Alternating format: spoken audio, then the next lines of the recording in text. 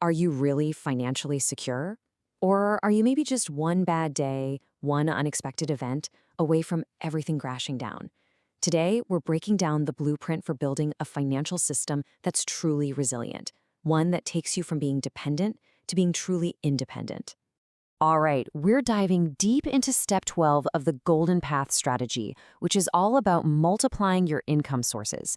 Now, this isn't just about, adding another asset for the sake of it.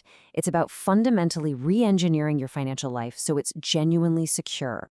Most people treat their first income-producing asset like a finish line, but in reality, they've just created their first single point of failure. Now, this entire strategy that we're examining was developed by Tamir Kaham.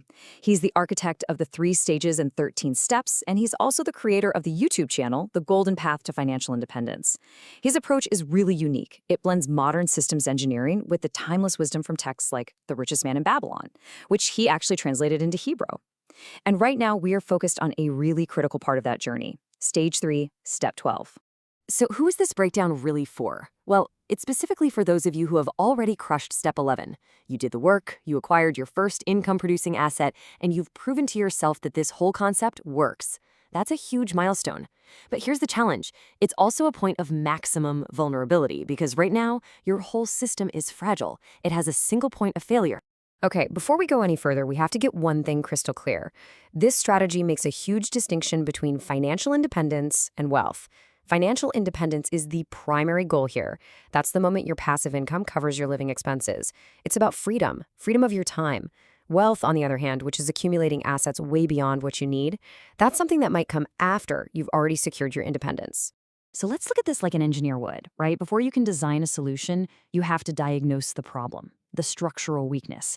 And in this case, the core issue is what's known as the single point of failure. And let's be really precise here. A single point of failure, or SPOF as they call it, isn't just a minor weakness. No, it's a catastrophic flaw. It is any single part of a system that, if it fails, brings the entire system to a grinding halt. Let's apply this to you. Think about your salary. What is it really? It's a business with exactly one customer, your employer. If you lose that one customer, your income drops to zero. That first rental property you worked so hard for, same deal. It's a business with one customer, your tenant. If they leave, your cash flow is gone. The analogy is like trying to fly a jet across the ocean with only one engine. You haven't eliminated risk, you've just shifted it from one place to another. So how do we get out of this incredibly fragile state? Well, the solution requires a pretty radical shift in how you think. It's about designing a system that doesn't just survive pressure, but actually gets stronger from it. You see, every financial system is in one of 3 states. The first is fragile, where any shock, any disruption can cause a total collapse. The next step up is resilient. This is where your system can take a hit and survive. And that's good, but it's not the goal. The ultimate objective is to become anti-fragile, to build a system that doesn't just survive chaos and crisis, it actually uses them as fuel to get stronger. And this, right here, is the mindset shift that changes everything. For a system that's built to be anti-fragile, a big market crash isn't something to fear. It isn't a catastrophe. It's a fire sale. It's a massive opportunity where you can buy high-quality assets at a huge discount, letting you leap forward while everyone else is running for the exit. Okay, so the concept makes sense, but how do we actually build it? Let's get into the architect's actual blueprint for constructing a portfolio that's resilient and eventually anti-fragile. The architect uses this great analogy of a well-balanced meal. Just like your body needs different types of food to be healthy, your portfolio needs different non-correlated types of assets. We break them down into 4 buckets. You've got your stable foundation, your core growth engine, a high-yield or speculation bucket, and finally, your alternative assets like real estate. Now look at how this is allocated. This structure is engineered for a reason. A full 50%, half of everything, is dedicated to that core stability. 40% is aimed at growth and income. And notice this. Only a small, very deliberate 10% is set aside for that high-yield speculation. This whole thing is designed to intelligently balance safety with opportunity. And let's be really clear about that 10%. That's not your safety net. That's your rocket fuel. This is the part of your portfolio where you make small, calculated bets that have a massive asymmetric upside. They won't all work out, but the ones that do, they can literally turbocharge your entire journey. Now, when you build a system like this, its true power doesn't show up when times are good. It shows up during a crisis. Let's see how this structure completely flips the script during a market downturn.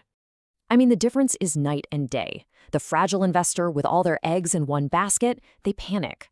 They're often forced to sell their assets at the absolute worst time, permanently destroying their capital. But the anti-fragile investor, they see that fire sale we talked about. They use the cash from their stable foundation to scoop up quality assets at a huge discount. They turn a crisis into an accelerator. And that brings us to the most important part of all, actually doing something about it. All of this theory is useless without action. So here is a clear 3-step mission to get you started on moving from fragile to resilient.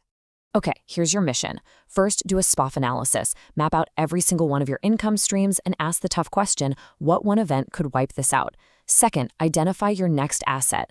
Pick a new class that's in a different bucket, something uncorrelated to what you already have. And finally, create a 90-day acquisition plan. Set a hard deadline to get it done. And of course, it's absolutely critical for me to state that this content is for educational purposes only. This is not personalized financial advice, and there are never any guarantees of results. You are 100% responsible for consulting with qualified professionals and making your own decisions. So let's wrap this up. What are the big takeaways? Number 1, your first asset isn't the finish line, it's a single point of failure. The goal is to build resilience across 4 different asset buckets, using that 3-tier structure to balance safety and growth. When you do that, you create an anti-fragile system that turns a crisis into an opportunity. Next time, we're going to tackle step 13, the final step on the path. If you want to go even deeper on this, you can find the complete analysis by searching for Deep Dive Golden Path. And make sure you subscribe to the YouTube channel, The Golden Path to Financial Independence, over at Tamir Gold Path to get the full 13-part breakdown. Thanks for joining this breakdown. The journey to becoming anti-fragile, it doesn't start with some giant leap. It starts with one small, deliberate step toward building a true system. So I'll leave you with this question. The next time a crisis hits, are your finances going to shatter or are they going to get stronger?